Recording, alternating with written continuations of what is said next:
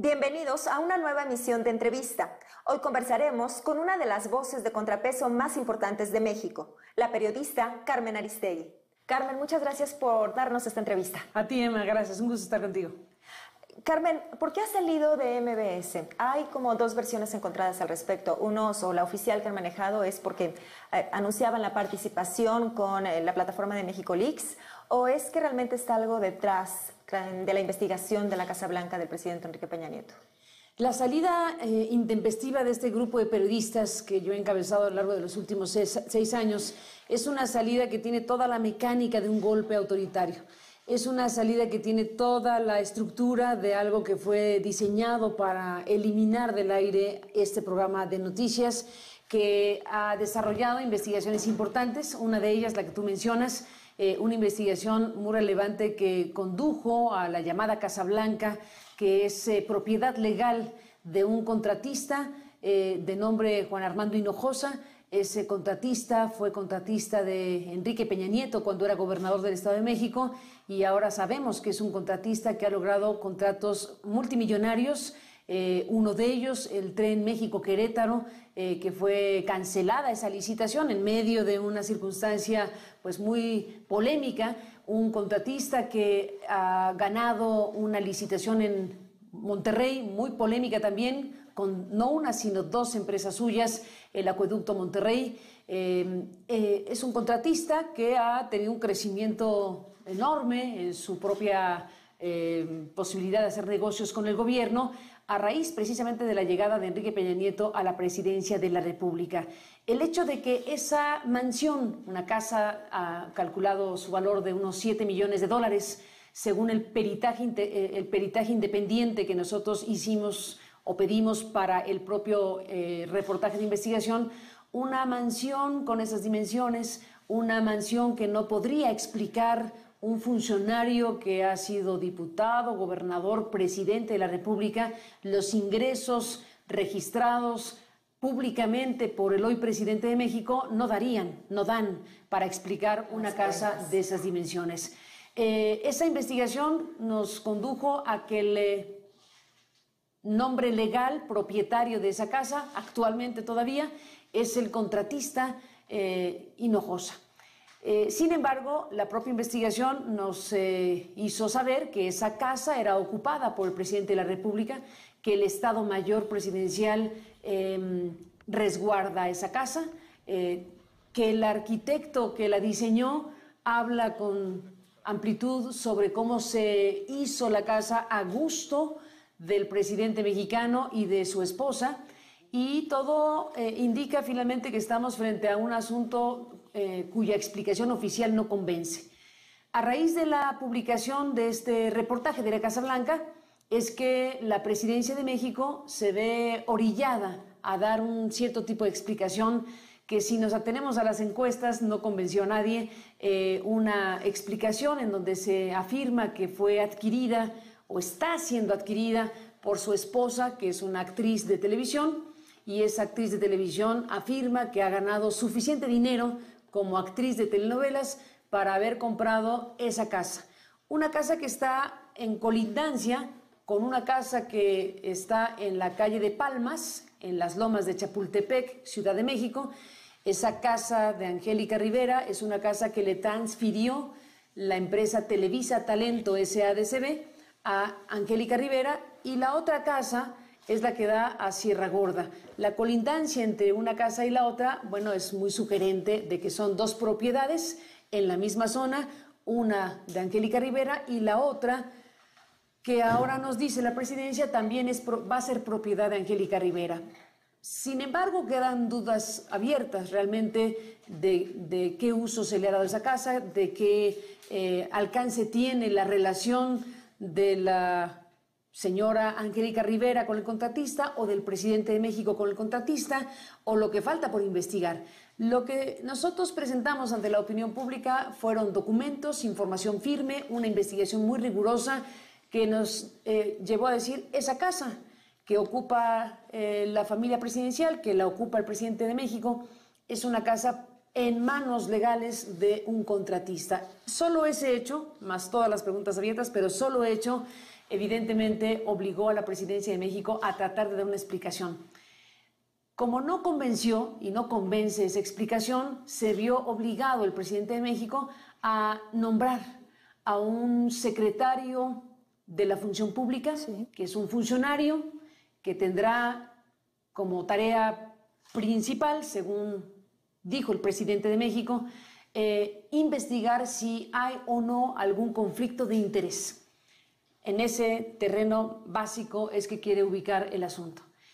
Han sucedido otras cosas en relación a otras casas en esa misma zona residencial de México, que es la de más alto nivel adquisitivo, la zona de las Lomas de Chapultepec, que es la zona donde viven pues potentados, millonarios, algunas embajadas, es una zona muy de alto nivel adquisitivo. Han habido informaciones de otras casas en esa zona de las Lomas de Chapultepec relacionadas de alguna manera con el mismo contratista. Por ejemplo, hicimos un segundo reportaje que le llamamos La Otra Casa de las Lomas, porque esa otra Casa de las Lomas, también a nombre del mismo contratista, ha sido usada por Peña Nieto, y la explicación que nos dio la presidencia es que esa otra Casa de las Lomas la renta o la ha rentado al contratista del gobierno, el consejero jurídico de la presidencia. Fue la respuesta que dio frente a lo que los vecinos nos dijeron respecto a que había muchos guardias, guaruras que estaban en torno a esa casa. Hay información de que esa otra Casa de las Lomas también ha sido ocupada por el presidente Peña Nieto en años anteriores. Es el mismo contratista, es la misma zona, es la misma interrogante de por qué se pueden usar ese tipo de residencias multimillonarias en funcionarios que no podrían con sus propios ingresos disponer personalmente de mansiones de ese tamaño. Ese reportaje desde luego no habrá caído bien al gobierno mexicano, y creemos los periodistas que lo que vino después, que es ahora nuestro despido masivo y la ruptura de un contrato que nosotros y mis abogados decimos que no tienen derecho a romper. Yo como periodista tengo un contrato vigente con MBS, yo como periodista tengo un contrato que contiene un código de ética, que contiene las especificaciones claras de la responsabilidad editorial de la periodista sobre los contenidos de su programa. Ese contrato es un contrato de prestación de servicios profesionales donde dice con toda claridad que la periodista se hace cargo del diseño, de la conducción y de la dotación de contenidos editoriales para esas 4 horas de duración de un programa noticioso matutino de lunes a viernes. El contrato dice también que la relación entre la empresa de comunicación y la periodista se regula por un código de ética que permite con claridad saber lo que es el compromiso mutuo de cómo hacer el periodismo basado en la libertad editorial, en la libertad de expresión y con los parámetros éticos que escribimos y que firmamos y que forman parte de un contrato, que no tienen derecho a romper, que no pueden romper unilateralmente sin ningún motivo, de no ser una maquinación mayor. Esta despedida tiene todo ese aroma de un golpe autoritario, de romper ese contrato vigente y legal, de despedir a 19 periodistas, parte de un equipo de trabajo, y aniquilar un espacio de comunicación que había y que ha logrado muy buenos niveles de rating, muy buenos ingresos publicitarios, una buena relación con sus audiencias, y no hay ninguna racionalidad empresarial. Si yo fuera accionista de ese grupo de comunicación, le reclamaría a los directivos haber aniquilado un espacio sin razón, porque no hay razón. El tema de México Leaks es un pretexto. El tema de México Leaks les preocupa al poder porque puede generar información para los investigadores y las tareas que hace una unidad como la nuestra. Pero la situación que alegan generó un conflicto es de un tamaño muy menor. Haber o no compartido con la empresa el anuncio del acceso a una plataforma cuyo único propósito es obtener información. No hay lucro, no hay dinero, no pagamos, no nos pagaron, no hay negocio, no hay utilización de ninguna manera indebida de una marca de una unidad de investigaciones especiales de Noticias MBS. Entonces, en realidad nosotros vemos una secuencia de hechos que pretendieron establecer un conflicto artificial, un conflicto forzado, para que entonces la salida nuestra, que era el mandato, estuviera relacionada con un conflicto interno, con que estos se enojaron, los empresarios y los periodistas. Y no es así. No es así porque todo fue secuencialmente presentado para provocar una idea falsa de un conflicto que no existía. El asunto final fue que una vez que nosotros no nos fuimos por voluntad propia al haber publicado en MBS unos desplegados inauditos, unos desplegados muy violentos contra sus periodistas, nosotros dijimos, esto es muy raro. ¿Por qué la empresa querría ir contra sus periodistas sin ninguna razón real? Como nosotros decidimos no salir del aire y mantenernos en nuestro trabajo, simplemente dejando las interrogantes abiertas al aire. Algún día sabremos de dónde vino, quién lo hizo y cuál es el propósito. Y nos mantuvimos al aire. Como no salimos por nuestro propio pie y tan esperaban que nuestra reacción fuera de enojo para salir nosotros, que estaba de guardia un conductor que hoy es el que está haciendo el noticiero, lo llevaron ahí a las 5 de la mañana por si nosotros salíamos del aire.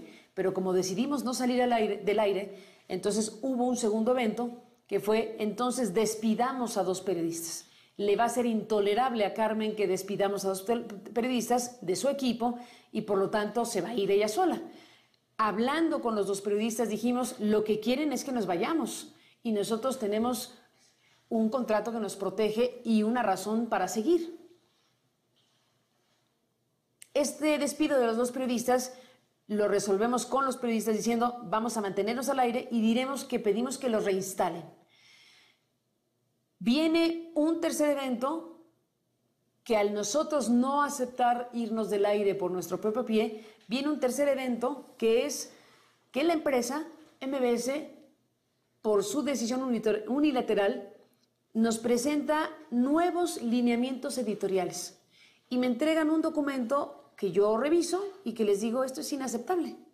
Es inaceptable porque los lineamientos editoriales que tú pretendes nosotros sigamos son contrarios al contrato que firmamos, que está vigente, contrarios al código de ética que está incluido en ese contrato que firmamos, contrarios a la ley, porque ese conjunto de lineamientos atentan contra las libertades básicas, contra la libertad editorial, contra la libertad de expresión y contra otras cuestiones que están muy evidenciadas. Todavía intenté un último esfuerzo para que no hubiera la aniquilación de su parte de ese contrato. El contrato establece, como dije, que la responsabilidad editorial era mía, que los contenidos eran responsables de los contenidos de los periodistas y que si tuviéramos un diferendo editorial de algún tipo importante entre la empresa y yo y no lo resolviéramos a partir de la interpretación del código de ética, en un caso extremo como ese tendríamos una figura arbitral. La figura arbitral es parte del contrato, la figura arbitral existe. La figura arbitral fue nombrada con mucha anticipación para estar lista si se ofreciera y se ofreció. Esa figura, esa persona es un hombre muy reconocido públicamente, un hombre de gran prestigio, que amablemente aceptó que incorporáramos esta figura arbitral por si hacía falta algún día. Y ese día llegó. Claro. Si MBS y quien haya impulsado esto desde el poder pretendía que nosotros nos fuéramos rechazando lo que era inaceptable, pues no contó tal vez con que nosotros diríamos lo tiene que resolver el árbitro. Antes de que yo te diga no a tus lineamientos y por lo tanto tú digas entonces ya no hay nada que hacer, que venga el árbitro que está hecho para eso, para asuntos editoriales. Si tú pretendes cambiar todo el modelo editorial de libertad de expresión, de libertad editorial y de conducta ética por un modelo de control centralizado, de censura previa y de restricciones a la libertad de expresión, si tú pretendes sustituir esto por esto, bueno, antes de irnos a los tribunales, llamemos a nuestro árbitro. Y lo llamé. Ese árbitro fue convocado el domingo en que sucedieron las cosas. De marzo. El domingo 15 de marzo, y el árbitro encontró que había materia para intervenir. Y el árbitro llamó a MBS para decirle que yo lo había convocado, como dice el procedimiento, y que él estaba dispuesto a participar y a intervenir y a resolver lo que hubiera que resolver. MBS se negó. MBS rechazó la posibilidad de intervención del árbitro, lo cual nos indica que no había ningún interés, ninguna posibilidad para MBS de arreglar nada. Había un mandato de quitar ese programa. Había un golpe en curso, había una decisión clara de que eso tenía que acabarse. No tiene racionalidad empresarial. No gana MBS con eso nada en términos de un espacio que iba a perder de esa manera. Pierde muchas cosas, y entonces la gran pregunta es, si todo eso ocurre así, ¿qué explica el golpe? No puede ser una empresa irracional. Es una empresa muy seria, es una empresa que lleva muchos años. Todo esto conduce claramente a la idea de que aquí hubo una o amenaza o colusión o algo con el poder político, enojado, en cierto sentido acorralado por los trabajos de investigación de este equipo, y claramente nosotros lo interpretamos como un golpe desde el más alto nivel de poder. ¿Hasta ahorita MBS ha recibido algún beneficio por tu despido? ¿Sabes si han recibido algún beneficio por lo que pasó? No lo sé, porque no tengo ese dato para darte, pero lo veremos en el camino, porque hay muchas cosas que se tenían que resolver en materia de telecomunicaciones y otras cuestiones. Sí. Pues eso es lo que habremos de seguir monitoreando para ver qué sucedió con MBS después de esto. Puede ser una amenaza, puede ser un beneficio, pueden ser las dos cosas. Lo único que queda claro es que la secuencia de hechos no es una secuencia de una empresa actuando en términos empresariales. Es claramente una empresa forzada a hacer algo que tiene como único propósito quitar de cuajo a esos periodistas en particular. ¿Quién crees que estuvo realmente o que dio esta orden o que forzó de alguna manera a la familia Vargas a que fuera este despido masivo de todo el equipo de Aristegui? No tengo un nombre específico, pero claramente todo conduce a Los Pinos. No tengo algo que pueda decirte, sé de tal mensaje específico, de tal nombre, pero por la dinámica, por los temas que involucra, por el impacto que causó un reportaje como La Casa Blanca, por las repercusiones que eso ha tenido, por lo que eso significa, queda claro que en México, como he dicho en estos días, se está viviendo un vendaval autoritario. No somos el único asunto que es altamente preocupante. Hay situaciones que hablan de un gobierno federal en México que está en grados de popularidad muy bajos, con niveles de aceptación francamente preocupantes, porque un presidente de la República que sea calificado con 3.5 en una escala de 10 por los líderes de opinión, según el diario Reforma, o que tenga una calificación de no sé cuánto, 4 o 5 en una escala de 10 por el resto de la población, según una encuesta muy seria, es para prender las alarmas. Para prender las alarmas de la sociedad, porque ese presidente que no ha podido dar respuestas claras a Ayotzinapa, a la Casa Blanca, a la economía, a qué demonios va a hacer con el tema del petróleo, en fin, ese presidente que está en cierto sentido acorralado y disminuyendo dramáticamente los niveles de aceptación de los mexicanos, está actuando dinosauricamente, está actuando de una manera totalmente autoritaria, y eso la sociedad mexicana tiene que decírselo en voz alta a sí misma. No es solo el caso de estos periodistas a los que con un coletazo dinosaurico los pretenden eliminar. Estamos hablando de la manera en que se impuso un ministro de la Corte hace apenas unos días. Sí. El procedimiento que se dio, la manera en que llega alguien que teóricamente tendría que ser autónomo, plenamente autónomo del Ejecutivo, pues es un hombre cercanísimo al presidente de la República. Deja ahí un daño a la Suprema Corte de Justicia Mexicana, que tiene que recibir de esa manera en un procedimiento en donde el presidente mandó, como he dicho, una terna de 1. O sea, una terna donde el Congreso solo tenía por elegir a ese hombre que fue funcionario público, procurador, director de la inteligencia. Su perfil para hablar de la idoneidad no es precisamente el que uno esperaría para una figura que sea parte del máximo tribunal de justicia del país, solo por hablar del perfil. Sí. Y si le agregamos que la cercanía a ciertos poderes fácticos como la televisión y la cercanía con el presidente de la República no es una buena idea y no tomó en cuenta al público, a la gente que se manifestó por miles a través, por ejemplo, de estas plataformas tecnológicas. Hubo una petición a través de change.org que en pocas horas logró 56,000 firmas en 2 días o 3 días diciendo no queremos a Medina Mora en la Corte. Y no importó. Y no importó que las audiencias del programa de nosotros generaran una reacción muy importante en esa plataforma y en otras maneras de expresar una inconformidad de por qué se elimina este noticiero, por qué estos que están haciendo investigaciones especiales, no solo de la Casa Blanca, sino de otras casas, de otros asuntos tan graves como Ayotzinapa o como la matanza de Tlatlaya o la desaparición de los jóvenes de Guerrero. Si esos periodistas están haciendo su trabajo, la sociedad dice, ¿por qué los aniquilas? ¿Cuál es la razón por cercenar esas voces? Bueno, no puede ser más que una interpretación de que ha habido un endurecimiento en México muy grave, muy preocupante. Hace muchos años que México no vivía un proceso acelerado de reinstauración autoritaria. Es gravísimo lo que se está viendo en México. Peña Nieto es un presidente que no está respondiendo democráticamente, está respondiendo con el impulso, está respondiendo con la fuerza, está respondiendo de las peores maneras frente a su sociedad a la que debe darle explicaciones y no golpes.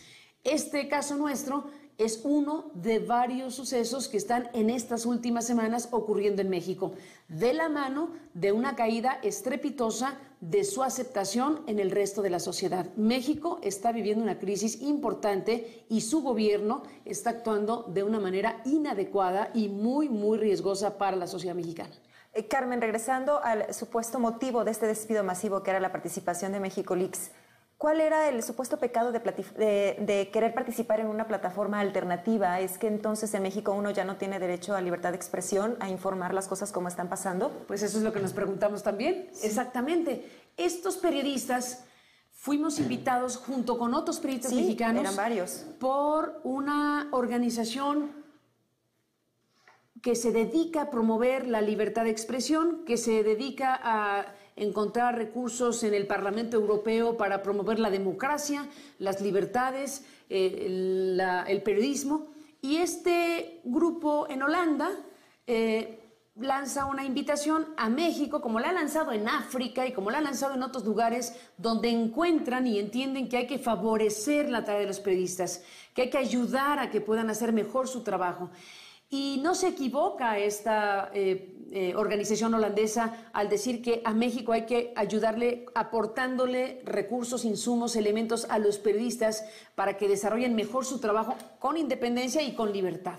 No es que te digan qué vayas a hacer, pero te están dotando de una plataforma tecnológica que lo que hace es permitir que la sociedad sepa que puede tener en esa plataforma una vía para enviar información relevante para el interés público a los medios o a los periodistas que nos sumamos a esta iniciativa. No hay más, pero no hay menos. Esta posibilidad que un ciudadano que resulta que tiene algo muy importante y muy revelador, un poco la evocación de Snowden, o sea, alguien que sabe, que tiene cerca una información, que sabe que es muy relevante para la sociedad y que sabe que estando resguardada nunca se va a enterar la sociedad. Bueno, ¿cuántos Snowdens habrá en el mundo? ¿Cuánta gente habrá diciendo, a mí me gustaría que la gente sepa lo que yo sé estando aquí en esta computadora de esta oficina gubernamental en donde estoy viendo que están haciendo cosas indebidas, pero yo como trabajo aquí, pues no lo puedo revelar por mí mismo? Esta plataforma permite el envío y el encriptamiento de la identidad de quien lo envía, de tal manera que la persona que decida compartir información relevante a los periodistas sepa que nadie va a saber quién es, ni los periodistas. Esa es la plataforma a la que nosotros nos sumamos. No hay lucro, no hay dinero, no va a haber ahí ninguna negociación indebida de la marca de nadie. Es la posibilidad para una unidad de investigaciones especiales que ya existía de tener una nueva herramienta muy poderosa de recibir información y revisar esa información para saber que sí, que no, que es prudente, hay que verificar todo, etcétera. Pero la decisión de participar con esa plataforma, desde mi punto de vista, pues era parte de nuestro trabajo. No alteraba en nada el motivo y naturaleza de nuestro trabajo, que es generar información. Si todos los días generamos información, si todos los días hacemos investigaciones, esto era un elemento más para seguir haciéndolo de mejor manera. ¿Cuál fue el enojo, la circunstancia? Pues estrictamente porque a lo mejor no compartimos con claridad, no compartimos tal vez que íbamos a hacer el anuncio ese día. En realidad no hay un tema importante, porque toda la lógica de estar en la plataforma va en la lógica de los periodistas para acceder a información. No hay uso de una marca indebidamente ni cosa que se le parezca, es un vil pretexto, porque de ahí tomaron para manifestar un enojo desmedido, que si hubiera sido realmente una molestia de este tamaño, se resuelve con el diálogo de mil maneras. Claro. Se resuelve, oye Carmen, esta plataforma, cuéntanos bien de qué se trata. Ah, mira, se trata de esto, es información. No habría ningún problema en la comunicación, una comunicación que por cierto teníamos bastante fluida y cotidiana. El tema es que es un pretexto y de una cosa de este tamaño hacen 6 o 7 periódicos nacionales, reciben desplegados pagados en donde la empresa ataca a los periodistas y se deslinda de la plataforma. Al día siguiente se da cuenta de la barbaridad que comete y se deslinda de los periodistas, pero no de la plataforma. Sí. En fin, es una secuencia de hechos terrible. Además, es curioso que que pretendan acabar ese programa en un puente. O sea, todo estuvo calculado con mucha precisión. Sí, un día vacacional. Cuando venía un día vacacional que se juntaba con un fin de semana cuando la gente pues está desconectada. Y muy cerca de lo que estamos por vivir, que son los días de asueto en México, llamados de Semana Santa y de Semana de Pascua. Nos dejan atrapados fuera del aire entre un puente vacacional y un periodo vacacional, para que la reacción que ciertamente ha habido, pues se disipe en que la gente se va de vacaciones y que eso pueda asimilarse y este programa y este noticiero y estas personas no vuelvan más al aire. Claro. Eso no puede ser otra cosa más que un golpe autoritario, atentando a la libertad de expresión, atentando a los periodistas, atentando a las audiencias que se manifestaron en contra de esta decisión, y eso es una pésima señal para México, que ha vivido un proceso de transición muy complicado, muy difícil, donde hemos ganado algunas cosas en favor de la democracia, no hemos logrado otras, pero con esta conducta del gobierno federal de Peña Nieto podemos retroceder lo que nos ha costado lustros en semanas. Carmen, quisiera platicar un poco más cuando fue la revelación de este reportaje especial de la Casa Blanca, pero es momento de hacer una pequeñísima pausa y enseguida regresamos para conversar con la periodista Carmen Aristegui.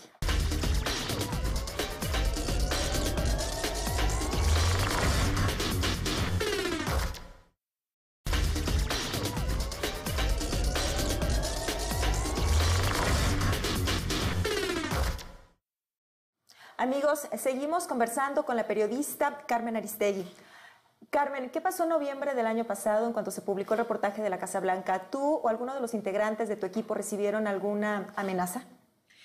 No hablaría de una amenaza. Lo que sí sucedió, y debemos contarlo ahora en este nuevo contexto, es que ese reportaje especial que elaboramos fundamentalmente con información pública, porque fuimos al registro público de la propiedad, porque fuimos a pedirle información a la presidencia, hicimos cuestionarios, en fin, se hizo un reportaje de muy alto alcance, básicamente con información pública disponible. Los periodistas logramos juntar las piezas y resultó este reportaje de la Casa Blanca de EPN, que es como lo titulamos. Lo que sucedió antes de su publicación fue que alguien desde la estructura de poder buscó a los concesionarios, a los dueños de la empresa. ¿A Joaquín Vargas? A Joaquín Vargas, para plantearle que esa investigación no podía salir. Sí. Él me buscó, tuve una reunión con él, con sus 2 hermanos, Ernesto y Alejandro, en un restaurante que es de su propiedad, en el restaurante El Lago de Chapultepec. Y en esa conversación me expuso, Joaquín, la gravedad de la investigación, de la situación vulnerable en la que se encontraba el grupo que él encabeza, y de que en pocas palabras solicitaba nuestra comprensión para no difundirlo, No publicarlo, no. para no publicarlo y para no dar a conocer a la sociedad mexicana una investigación que le iba a mostrar a la sociedad mexicana que el presidente de la República ocupa y está en posesión de una mansión de $7 millones en la zona más cara de la República Mexicana y que no había una explicación de por qué podría tener una propiedad de esas dimensiones un hombre cuya trayectoria pública no da para eso. La exposición que hizo el presidente del Consejo a la periodista fue nítida y clara y en pocas palabras planteó que si ese reportaje saldría en nuestro noticiero, él recibiría fuertes afectaciones. Lo dijo en otras palabras, pero digamos que fuertes afectaciones. Y que si nosotros lo sacaríamos al aire, entonces las afectaciones se ampliarían a nosotros. Es decir, que el programa estaría en riesgo. Sí. Yo comprendí al empresario exponiéndole a la periodista su vulnerabilidad. Debo decir que no era una reunión de enojo, no era una reunión impositiva, no era una reunión en donde hubiera manotazos, sino era una reunión donde el empresario estaba exponiendo su grado de vulnerabilidad frente a un poder que reaccionaría en su contra si los periodistas divulgábamos ese reportaje. Yo le dije con mucha claridad que los periodistas no podíamos aceptar esa censura, que los periodistas teníamos una investigación de muy alto impacto y que sabíamos y estábamos convencidos de que esa investigación la sociedad mexicana tenía derecho a saber y que no podríamos guardar en el cajón una investigación de ese tamaño, ni ninguna otra, pero menos esa. Era un momento muy tenso donde terminó planteándose un intento de salida o una salida a un dilema. Si el empresario plantea si esa investigación se difunde, está en riesgo el espacio noticioso, los periodistas teníamos que aquilatar lo que significaba perder de esa manera el espacio noticioso. Yo dije que podría aceptar, para no ceder a la censura, que no saliera en MBS, que no saliera en nuestro noticiero, pero que debería salir en otro lado, que esa investigación no podía quedar guardada. Y mi postura fue muy firme respecto a que no podíamos aceptar esa censura. Quedó una especie de acuerdo forzado en una situación muy tensa en donde ellos apelando a mi comprensión y yo apelando a nuestro derecho de información, quedamos en que no saldría en el noticiero, pero saldría de otra manera. Y así sucedió. Ese reportaje de la Casa Blanca de EPN nunca salió en Noticias MBS, desde luego no en este espacio ni en ningún otro. Cuando salí de ahí, empecé a pensar qué es lo que teníamos que hacer para que esa investigación se conociera ampliamente una vez que habíamos decidido. Eso lo consulté con mi equipo después de esta reunión con Joaquín, lo consulté con mi equipo de la Unidad de Investigaciones Especiales, con el equipo más cercano, y dije, esta es la disyuntiva. Si lo sacamos acá, perdemos el espacio. Si lo sacamos afuera, podemos mantener el espacio, pero lo difundiremos. Había discusión sobre qué deberíamos hacer los periodistas y en grupo optamos por difundirlo en otro lado y mantener el espacio vigente. Yo nunca me comprometí a que si no salía en este espacio nuestro y salía en otro lado, eso nos impediría hablar de lo que salió en otro lado. Y así sucedió. A la mañana siguiente de su divulgación, que fue una divulgación muy poderosa, porque salió en nuestro sitio de internet, en la revista Proceso como portada, en la revista, en el periódico La Jornada y un poco después en el diario Reforma, y con corresponsales extranjeros a quienes también hicimos saber de la investigación muy importantes, medios de comunicación muy importantes en el mundo se interesaron en la historia que compartimos nosotros como periodistas mexicanos, que les planteamos que no podíamos, por esta razón que nos dijo el empresario, no podíamos sacarlo en nuestro propio medio. Los corresponsales, los colegas mexicanos que escucharon nuestra historia y que aceptaron y fuimos juntos en la difusión, saben perfectamente cómo fue planteado el asunto a ellos. Ellos saben las razones por las cuales no salió el reportaje en nuestro espacio noticioso. Como se dio una difusión muy poderosa a raíz de esta decisión nuestra de compartir el contenido con los demás medios de comunicación, sabiendo que lo que importaba no era la primicia ni la exclusiva, sino que la sociedad mexicana supiera de un asunto que tenía derecho a saber y tiene derecho a saber, y aún le faltan explicaciones de eso que tiene derecho a saber. Fue tan fuerte la cobertura noticiosa del exterior, de medios internacionales, la portada de Proceso y lo que hizo esta parte de la prensa mexicana y nuestro propio sitio, que a la mañana siguiente, el lunes, ya el tema estaba totalmente conocido. No salió el reportaje con nosotros, sin embargo, la mesa de debate, por ejemplo, con Denise Dresser, con Lorenzo Meyer, con Sergio Aguayo, abordó ampliamente las repercusiones de una investigación que se difundió de esta manera. Y a partir de ahí, nosotros continuamos nuestras investigaciones y continuamos hablando de las repercusiones de ese reportaje. Pero lo que sí es un hecho innegable es que ese reportaje nunca se transmitió, nunca es nunca, en los espacios de noticias MBS. Carmen, pero esta no es la primera vez que sufres las consecuencias de la censura por el trabajo de investigación informativo que haces. En el sexenio de Felipe Calderón, cuando estaba el PAN en el poder, viviste una situación similar con la misma empresa, con MBS. Ahora cambiamos de partido en la presidencia. Vuelve a presentarse otra situación en la que se ejecuta este despido masivo. ¿Existe una censura sistémica en México? Mira, no, en nuestro caso no llamaría yo una censura sistémica, porque estos dos eventos son dos eventos muy delimitados, muy específicos.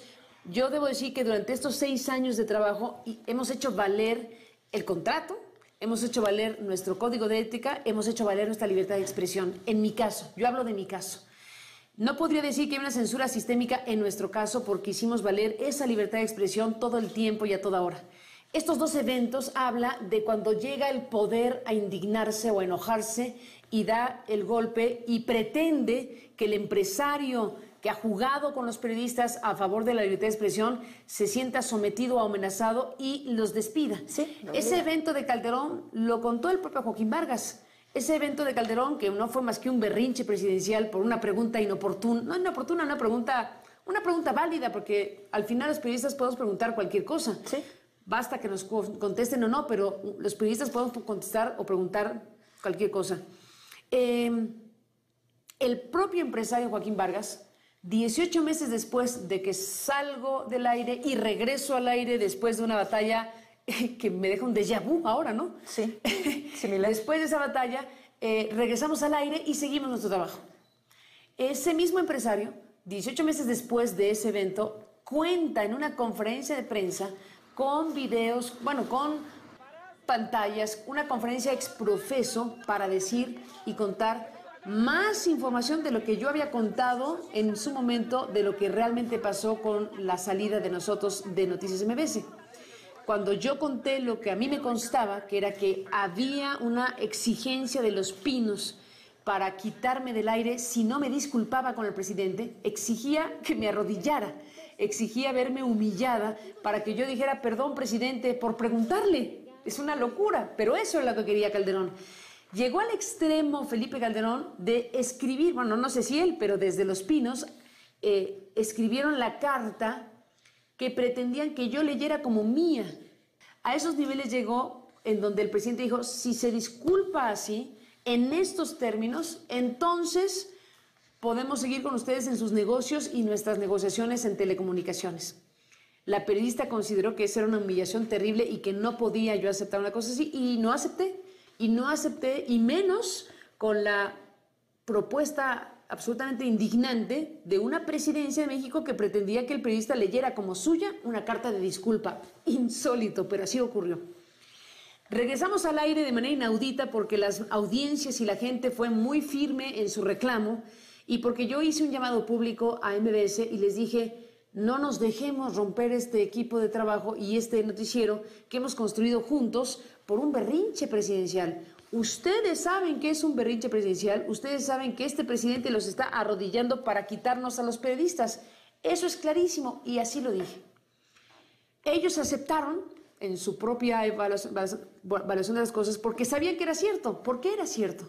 Regresamos al aire en algo insólito. Sí, muy insólito. Pasan 18 meses y terminando el sexenio de Calderón, Calderón les hace una mala pasada y los empresarios, el empresario principal de este grupo, hace una exposición pública de cómo fueron esas cosas. Y entonces dijo, en tal fecha me amenazaron y en tal otra me la cumplieron. Aquí están los Blackberries, en donde me están diciendo que si yo hago tal cosa, mi proyecto empresarial se lo lleva a la fregada.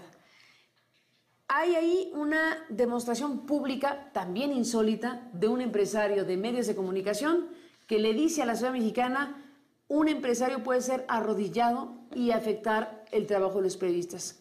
¿Qué ha pasado ahora? Pues esa historia la tendrá que contar el propio equipo Vargas. Carmen, has tenido un apoyo impresionante de la gente, han firmado peticiones electrónicas que han roto récords, que pedían tu regreso, fueron a manifestarse fuera de las instalaciones de MBS. En la última rueda de prensa que planeabas dar se tuvo que cancelar debido a la gran cantidad de gente que llegó que quería escucharte. ¿Cómo sientes todo este apoyo de la gente? Bueno, es estimulante como oxígeno puro. Es oxígeno puro para este equipo de trabajo que está viendo que a la gente le importa el tema, que a la gente le parece indignante que eliminen un noticiero por sus pistolas.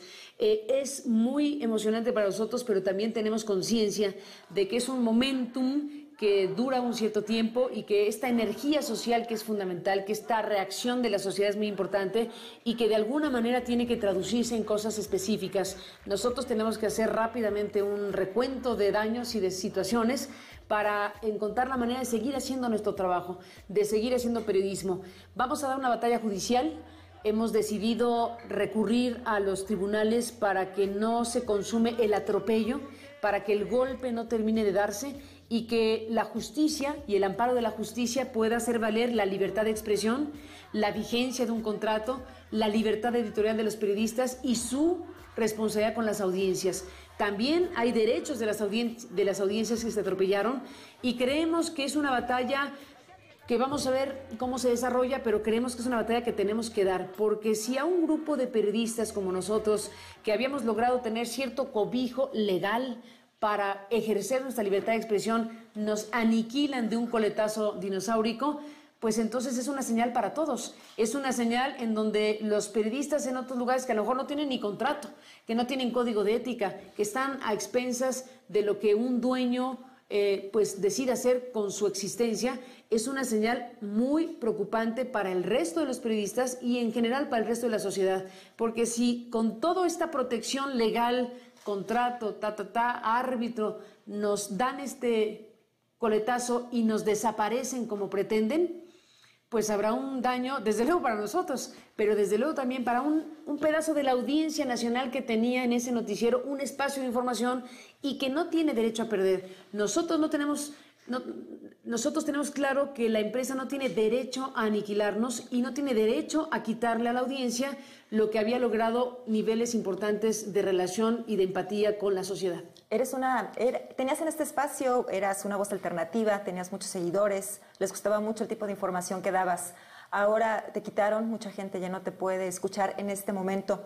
¿Crees que la sociedad siga soportando esta aniquilación de periodistas alternativos en el país que no sean periodistas oficialistas? Pues mira, la sociedad se ha manifestado de manera firme en estos últimos días y semanas, pero realmente México tiene ya demasiados pendientes, demasiados agravios, demasiadas situaciones y en algún momento tendrá que venir un punto de quiebre. Esperemos que el punto de quiebre sea civilizado, sea pacífico, pero hay demasiados agravios acumulados y demasiada torpeza gubernamental y soberbia gubernamental. No se puede arreglar el enojo de una presidencia con unos periodistas de esta manera.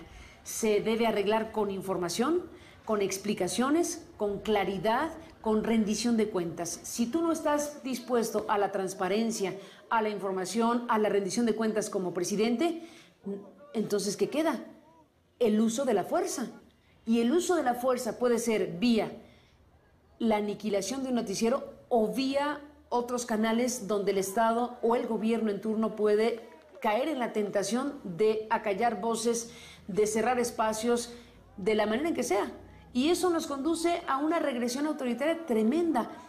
Queda clarísimo que para que un país empiece a ganar espacios democráticos tiene que picar piedra, años, lustros, décadas, como lo ha hecho México. Para que un país pierda eso que ha ganado pueden pasar años, meses o días. Yo veo con gran preocupación una reacción autoritaria del gobierno de Peña Nieto que es altamente preocupante. Y lo debe saber México y lo debe saber el mundo. Y debe saberse que este gobierno que se encuentra acorralado porque no da los resultados que la sociedad quiere y porque todo es a la baja, porque las reformas estructurales que se plantearon como la ventana a la bonanza no se pueden instrumentar de inmediato y bien a bien no sabemos qué va a pasar con ello, además de los grandes negocios. Estamos frente a un riesgo real de país donde estos golpes autoritarios que están dándose secuencialmente pueden venir a peor. Si la sociedad reacciona y reclama, a mí me preocupa que vayan a caer en la tentación de la represión incluso.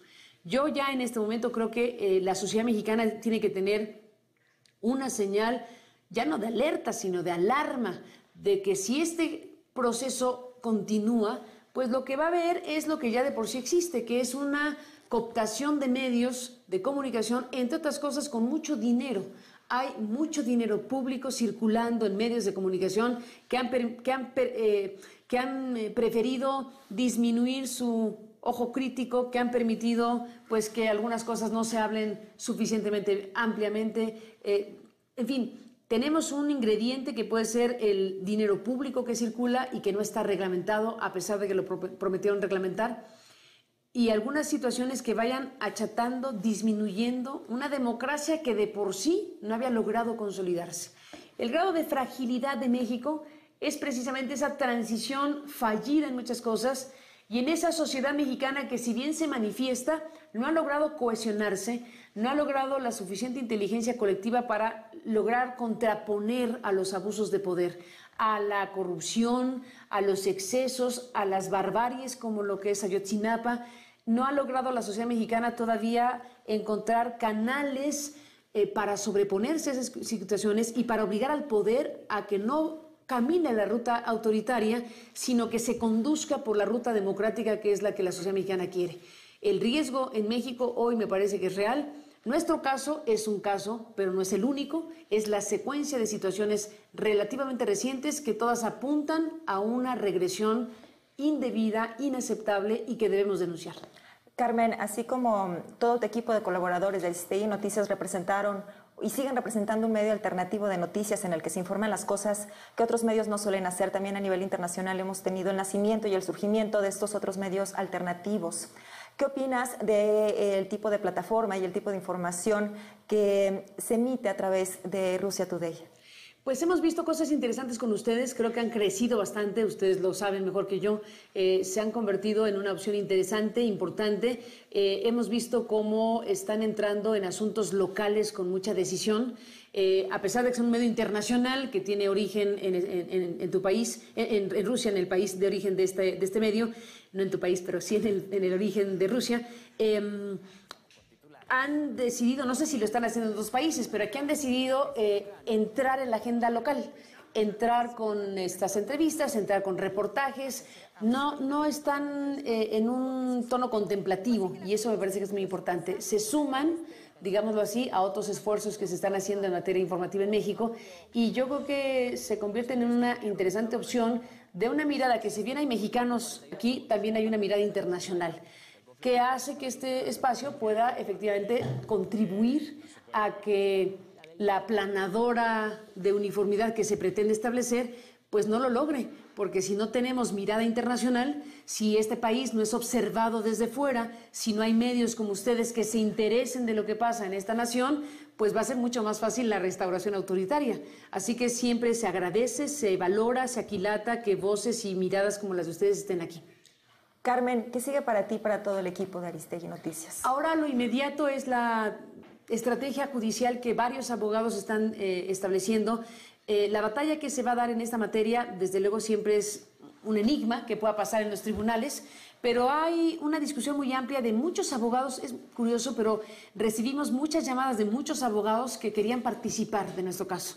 De pronto hubo que decir cómo se coordinan a tantos abogados. Entonces, ya hicimos un análisis de los perfiles de los abogados que se acercaron a nosotros muy generosamente y hemos establecido que la cabeza y coordinación de este grupo de defensa y de defensa de nuestros derechos lo encabeza el abogado Javier Quijano, un abogado muy reconocido, y sus socios, Javier Cortina y Javier Quijano, y otros abogados que acompañan y que están en estas estrategias que se están desarrollando. Básicamente, no podría reproducir la estrategia de mis abogados porque podrían enojarse, claro, pero digamos, básicamente de lo que se trata es de defender los derechos.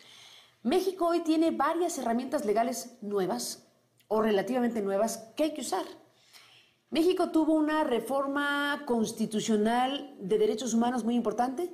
El artículo 1 de la Constitución empodera a los jueces, digámoslo así, les da nuevas capacidades interpretativas respecto a los derechos humanos, y sus resoluciones tienen que cruzar de lado a lado, echando por delante el tema de los derechos humanos.